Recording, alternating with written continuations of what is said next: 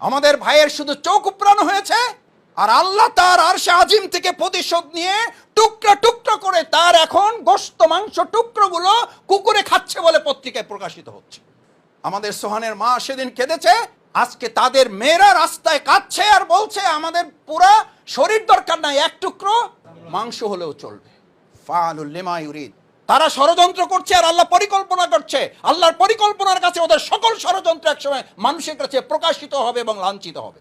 শহীদ সোহান ভাইয়ের আব্বার সাথে গত কয়েকদিন আগে আমি এই পল্টন টাওয়ারে আমার সাথে দেখা হয়েছে। ঝিনাইদহের সোহান ভাই জড়িয়ে ধরে শুধু এটুকু বলছে যে মাসুদ ভাই আপনারা থাকলে আমার আর পরিবার কি, আপনারাই তো আমার পরিবার, আপনারাই তো আমার পরিবার। আমরা কেউ ভবিষ্যৎ বক্তা নই, এটি আমাদের বৈশিষ্ট্য নয়, এই দায়িত্ব আমাদেরকে আল্লাহ দেন নাই।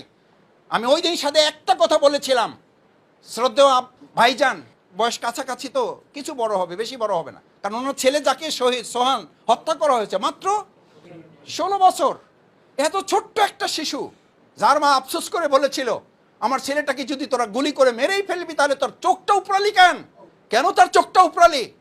এই আমাদের সোহানদের যারা চোখ উপড়িয়ে শহীদ করে যারা সমাজকর্তা সমাজকর্মী হিসেবে জনপ্রতিনিধিত্বের দায়িত্ব পালন করেছেন, আজকে তাদের ব্যাপারে জামাতের কথা বলতে হয় না, পত্রিকায় মিডিয়ায় আসছে, সন্দেহ করা হচ্ছে হয় চোরাকারবারির সাথে লিপ্ত, না হয় হুন্ডি ব্যবসার সাথে লিপ্ত, না হয় স্বর্ণ চালানের সাথে লিপ্ত।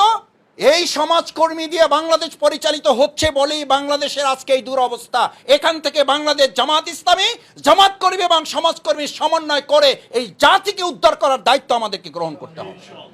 আমি সোহান ভাইয়ের বাবাকে সেদিন শুধু এতটুকু বলেছিলাম, ভাইজান অপেক্ষা করুন, ইন্নাহু হুয়া ইউবদি ওয়া ইউঈদ ওয়া হুয়াল গফুরুল ওয়াদুদ যুল আরশিল মাজিদ ফাআলুল লিমা ইউরিদ।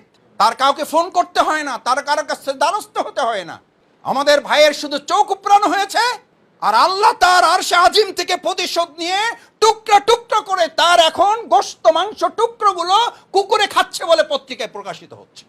আমাদের সোহানের মা সেদিন কেঁদেছে, আজকে তাদের মেয়েরা রাস্তায় কাঁদছে আর বলছে আমাদের পুরা শরীর দরকার নাই, এক টুকরো মাংস হলেও চলবে। ফাআলুল লিমা ইউরিদ। যারা প্রশাসনের সর্বোচ্চ ক্ষমতায় থেকে আমাদের ভাইদেরকে গুলি করে হত্যা করেছেন, আমাদের ব্যাংক দখল করেছেন, আমাদের হাসপাতাল দখল করেছেন, আমাদের ইউনিভার্সিটি দখল করেছেন, আমাদের কলেজ দখল করেছেন, অপেক্ষায় থাকুন। শুধু তো মাত্র ক্রোক করা হয়েছে, শুধু তো জব্দ করার নির্দেশ দেওয়া হয়েছে। মিনিমাম যদি এদেশের বিচার ব্যবস্থার সামান্যটুকু বেঁচে থাকে, শুধু জব্দ এবং ক্রোক করার মধ্যেই শেষ হবে না, আপনাদেরকেও জনগণের কাঠগড়ায় দাঁড়িয়ে চূড়ান্ত বিচারের মুখোমুখি আপনাদেরকে হতে হবে।